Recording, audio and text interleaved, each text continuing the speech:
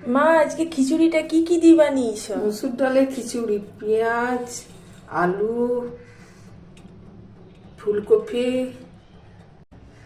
ফুলকপি, টমেটো দিয়ে খিচুড়ি।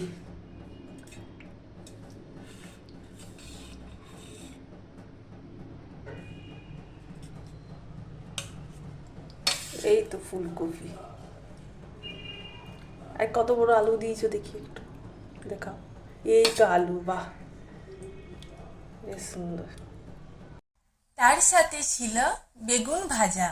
ছোট ছোট বেগুনগুলোকে মা লম্বা করে কেটে ভেজেছিল, কিন্তু কালকে রাতের বাসি রুটি দিয়ে এই সকালবেলাতে এই বেগুন ভাজাগুলো খাওয়া হয়ে গেছিল, যেগুলো খিচুড়ির জন্য করেছিল।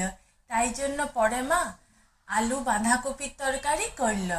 আর ঘিটা কোথায় খুঁজে পাওয়া যাচ্ছিল না, তাই জন্য আমুল বাটার সবাই একটু করে নিলাম খিচুড়ির সাথে। এই ছিল আজকের দিনের মেনু।